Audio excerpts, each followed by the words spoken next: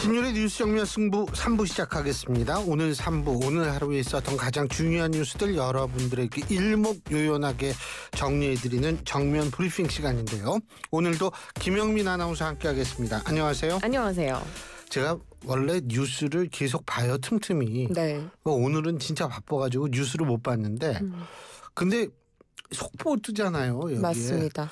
속보를 보는데 뭐 조계사 얘기가 나오고 뭐 이러더라고요. 그래서 왜 조계사에서 뭔가 그랬더니 조계사에서 불이 났어요. 요즘은 그 속보 자막, 빨간 자막 뜨면 무서워요. 어떤 사건 사고가 났나 싶어서. 이 조계사가 그 종로에 있는 조계사 맞죠? 네.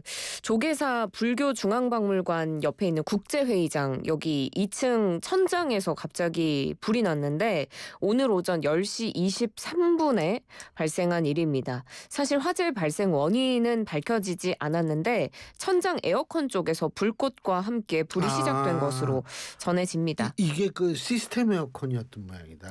천장에 있는 거 보니. 천장에 있는 거 보니까. 네.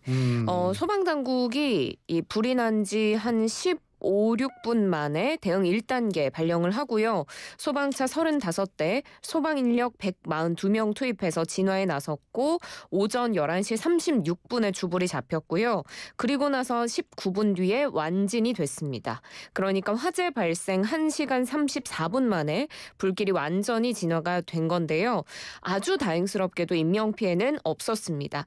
당시 국제회의장에 머물던 100여 명, 그리고 바로 붙어있는 한국불교 역사문화기념관에 있던 200여 명, 생각보다 인원이 많았는데 모두 자력으로 대피했습니다. 아유, 진짜 이거는 다행인데, 근데 여기 문화재도 많을 텐데 이 조계사에. 네, 불교 역사문화기념관에서 봄철맞이 기획전이 또 진행이 되고 있어서 수십 점의 문화재들이 있었습니다. 국보 9점, 뭐 보물 9점 여러 개 해가지고 총 33점의 문화재가 전시가 돼 있었는데요. 불이 전시관과 수장고로 직접 확산되지는 않아서 다행히 연소 피해는 없었습니다. 그런데 유리로 차단되지 않은 곳에 보관이 돼 있던 비지정 유물 6점, 전라남도 유형문화재 2점은 연기로 인한 손상 우려 때문에 긴급 반출 및 국립고궁박물관으로의 이송이 결정됐습니다. 이 시스템 에어컨이라고 이 천장에 붙어 있는 에어컨이요. 이게 뭐 제가 볼 때 그 에어컨 때문이 아니고 뭐 다른 이유 때문에 불이 났겠죠. 근데 이제 이게 좋은 점이 많잖아요. 그렇죠. 일단 장소도 안 잡아먹고, 그죠? 그렇죠. 그리고 이게 깨끗하잖아요. 그러니까 신식이잖아요. 신식. 네. 그렇지, 신식. 이거 딱 마음에 드는 표현, 신식. 그렇죠. 근데 이게 나쁜 점이 있어요. 뭐예요? 내가 이거 어디서 경험을 했냐면 우리 결혼한 큰딸애네 집에 얘네가 설치한 게 아니고 얘네야 이제 새 들어 사니까 집 주인이 그걸 설치를 해놨는데 이게 고장이 난 거예요. 그럼 어떻게 해요? 수리하러 와야 되는데 그 수리가 일반 스탠드형이나 이런 거보다 조금 복잡한 것 같더라고요. 그렇겠네요. 천장에 붙어 있으니까. 그게 조금 복잡한 것 같더라고요. 왜냐하면 내가 거기 학교에서 가까워가지고 내가 갔거든. 거기서 온다 그래가지고. 그래서 내가 그걸 잘하는데. 네. 근데 이거는 아마 뭐 다른 전기 문제로 이게 불이 나지 않았나 이런 생각이 드는데, 첫째 인명피해가 없어서 정말 다행이고, 맞습니다. 둘째 문화재도 이게 다 이렇게 또 건져가지고 그런 너무 일이, 다행이에요. 네. 그래서 정말 다행인데, 이거 우리나라에서는 말이에요. 이거 진짜 문제예요. 이게 양극화도 그러니까 정치적 양극화. 7월 달에 세계 정치학회가 우리나라에서예요. 네. 근데 그 바로 주제가 이 양극화거든요. 그렇군요. 이게 우리나라에만 문제가 아니에요. 외국도 다 문제거든요. 근데 제가 어제 뉴스를 보니까 택시를 탄 어떤 20대 젊은이가 부산에서 그 택시 하시는 기사님한테 빨간색이에요? 파란색이에요? 맨 처음에 이렇게 묻는 거예요. 어머. 그러니까 이제 선거 때 어딜 찍었냐 이거지. 네. 그래서 저는 정치에 관심이 없어서 투표 안 했습니다. 그랬더니 다짜고짜 이제 때리기 시작하는 거예요. 어머. 그래가지고 이제 그런데 이게 내가 이걸 볼 때는 뭐냐면 진짜 이재명 정부에서는 정치가 그래서 빨리 복원이 돼야 되는데 정치가 기능을 상실했거든요, 사실. 그러니까 이제 그 원래 해결해야 될 갈등이 사회에서 증폭이 되고 있어요, 지금. 이거 진짜 문제 심각한데 그 이재명 대통령의 아들 결혼식에 테러를 예고한 글이 올라왔다. 이것도 제가 볼 때 이것도 이게 사실 말이 안 되는 얘기거든요. 예? 그러니까요. 예. 결혼식은 축하를 해줘도 모자른데 이게 말이 됩니까? 그러니까요. 이재명 대통령 아들 동호 씨의 결혼식이 이제 오는 주말로 전해지고 있는데요. 이재명 대통령 가족에 대한 테러 모의글이 온라인에 게시가 됐다. 이런 신고글이 접수가 돼서 경찰이 작성자 추적에 나섰습니다.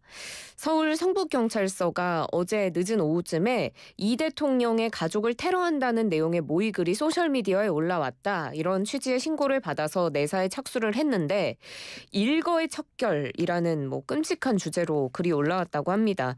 결혼식 장소로 알려진 곳에 지도 사진, 예식 일시가 포함이 되면서 글에 보면 진입 차량 번호를 딸 수 있겠다. 뭐 이런 내용까지도 담긴 것으로 전해지고요. 경찰은 사안의 심각성을 느끼고 작성자를 추적해서 게시글을 작성한 경위를 조사할 방침입니다. 이거 아주 구체적인 모양인데 이거 뭐 당연히 그래야죠. 대통령과 대통령 가족은 경순이 1순위니까요. 근데 이렇게 되면 안 되죠, 이거. 예, 정말 참. 그리고 보건복지부에서 노숙인 실태조사 결과를 공개를 했는데 노숙인 수가 이건 정말 좋은 일이에요. 감소하고 있다고 그러네요. 네, 그렇습니다. 예. 보건복지부가 오늘 2024년도 그러니까 작년도 노숙인 등의 실태조사 결과를 발표했습니다. 작년 기준으로 전국의 거리 노숙인은 1,349명으로 직전 조사인 2021년 조사 때보다 15.4% 꽤 큰 폭으로 좀 감소가 됐습니다. 그런데 좀 살펴볼 부분은 노숙인 중에 무려 75.7%가 서울, 경기, 인천, 수도권에 거주하고 있었습니다. 이 3년 전 조사 때보다 비율이 다소 늘어서 수도권 집중은 좀 더 심화됐다고 볼 수가 있습니다. 즉 거리 노숙인 4명 중에 3명은 수도권에 머물고 심지어 과반 이상이 서울에 몰려 있었습니다. 이건 사실 당연한 거예요. 왜냐하면 거주비 때문일까요? 밤에 잘 때라든지 이런 데가 대도시는 아무래도 많거든요. 이게 소도시에 가면 진짜 그거는 풍천 노숙을 하게 될 확률이 높기 때문에 그렇죠. 네, 또 시설 노숙인에 대한 조사도 이뤄졌습니다. 예. 연령별 집계를 했는데요. 전체 노숙인 생활시설 입소자 중 65세 이상 노인 비율이 36.8%로 직전 조사 때보다 4.1%포인트 늘었고요. 그리고 생활시설 중에서도 노숙인 요양시설의 경우에는 65세 이상이 46.6%, 절반에 가까웠고 쪽방촌 주민 중에도 40% 이상이 65세 이상 노인이었습니다. 근데 이분들이 노숙을 하게 된 원인이 있을 거 아니에요. 뭐 사업에 실패했다든지 뭐 이유가 뭐예요? 네, 그렇습니다. 뭐 처음부터 노숙을 하게 됐던 건 아닐 테지만 일단 보건복지부에서 거리 노숙인 300여 명, 시설 노숙인 1,000명 이상, 또 쪽방 주민도 한 200여 명을 대상으로 표본 조사를 했는데요. 거리 노숙인의 35.8%가 결정적인 노숙 사유로 실직을 꼽았습니다. 35.8%가량이 실직을 이유로 들었고요. 그 외에도 이혼 및 가족 해체, 사업 실패 등이 결정적인 노숙의 이유였는데 특히나 주목해볼 부분은 이혼 및 가족 해체에 대한 응답률이 직전 조사 때보다 소폭 늘었다는 점입니다. 오늘 밤 잠자리에 대한 질문이 있었는데 36.9%가 거리와 광장이라고 답했고요. 거리와 광장에서 거주한 기간은 무려 평균 51.4개월이나 됩니다. 시설을 사용하지 않는 이유에 대해서 물었더니 단체 생활과 규칙 때문에라는 응답이 가장 많았다고 합니다. 그러니까 어쨌든 제가 노숙하시는 분들이 이 잠자리를 나름대로 찾기 쉬운 곳이 대도시이기 때문에 그건 뭐 당연하다는 생각이 드는데 우리가 좀 아까 그 사회적 양극화 얘기를 했죠. 근데 양극화라는 게 정치적 양극화만 의미하는 건 아니거든요. 인종 간의 갈등이라든지 아니면 계급 간 혹은 계층 간의 갈등 모든 걸 다 포함을 하는데 이 미국에서 이게 지금 이 심각하더라고요. LA에서 지금 트럼프 대통령 군 병력을 동원하고 있잖아요. 네, 맞습니다. 지금 트럼프 미 대통령이 대통령이 불법 이민자 단속에 대한 방침을 좀 강화하고 있어서 로스앤젤레스에서 반대 시위가 격화하고 있습니다. 그래서 도널드 트럼프 미 대통령이 현재 시간 9일에 이 불법 이민자 단속 반대 시위에 군병력 추가로 투입을 하기로 했습니다. 주 방위군 2,000명 추가 투입하는 것을 승인한 건데요. 이에 앞서서도 해병대 700명 추가 동원을 했었고 또 그에 앞서서 주 방위군 병력까지도 투입을 했기 때문에 모두 포함을 하면 이 LA 시위 대응에만 군이 4,700여 명이나 배치가 되는 겁니다.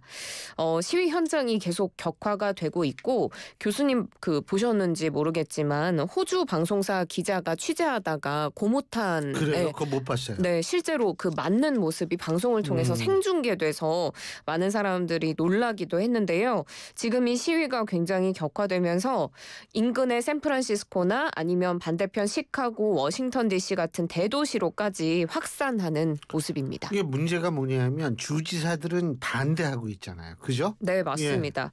그 캘리포니아 주지사가 뉴섬 주지사인데 트럼프 미 대통령과 좀 뭐랄까요?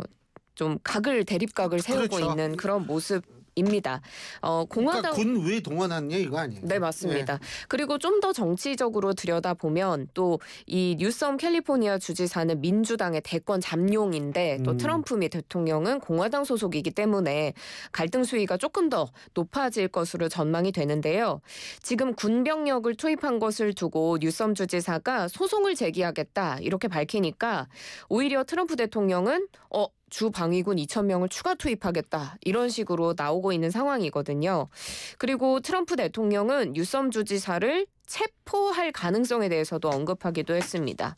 국경 담당관이 불법 이민 단속을 방해하면 뉴섬 주지사나 LA 시장을 체포할 수도 있다 이런 경고도 했나 봐요. 여기에 대한 기자들의 질문을 받자 트럼프 대통령이 내가 만약에 톰 국경 담당관이라면 체포할 것이다. 멋진 일이라고 생각한다. 이렇게까지 답했고요. 그러면서 뉴섬 주지사를 좋아하긴 하지만 철저히 무능하다라고 비판하기도 했습니다. 그러자 또 뉴섬 주지사가 미국 대통령이 현직 주지사의 체포를 요구한 건 국가로서 넘어선 안 될 선을 넘은 것이다. 이렇게 강하게 반발하기도 했습니다. 아니 우리도 그 비상계엄이라고 그래가지고 군이 갑자기 시내로 들어오는 거를 목격을 했잖아요. 그러니까 그렇게 놀란 기억이 아직도 생생한데 그러니까요. 6개월밖에 안 됐는데요. 근데 이걸 또 보니까 진짜 이게 남의 일 같지 않다 이런 생각이 사실 듭니다. 그리고 제 개인적인 입장에서는 저도 10년 이상 그 외국에서 이제 유학생활했던 사람의 입장에서 이 인종적인 문제라든지 이건 물론 본인들은 그렇게 주장하지 않죠. 뭐냐면 불법 입국하거나 불법 이 거주하는 사람들을 몰아내겠다라는 얘기지만 좀 상당히 좀 인종적인 측면도 생각 안 할 수가 없고 전 개인적으로 또 하나는 뭐냐면 불법 체류자든 뭐든 간에 사실은 일단 가장 먼저 생각해야 되는 것이 인권인데 그런 점에 있어서는 굉장히 아쉽다라는 생각을 합니다. 아니 사실 트럼프 대통령도 그러니까 이게 지금 이 정치한 사람이기 때문에 뭔가 노릴 텐데 그 노리는 것이 혹시 그 백인 원래 자기의 전통 지지층에 어필하려고 또 더 강경하게 나가는 것은 아닌가라는 그런 추측도 하게 되는데 좀 빨리 좀 수습이 됐으면 좋겠습니다. 오늘 수고하셨습니다. 고맙습니다. 고맙습니다. 예, 김영민 아나운서였습니다.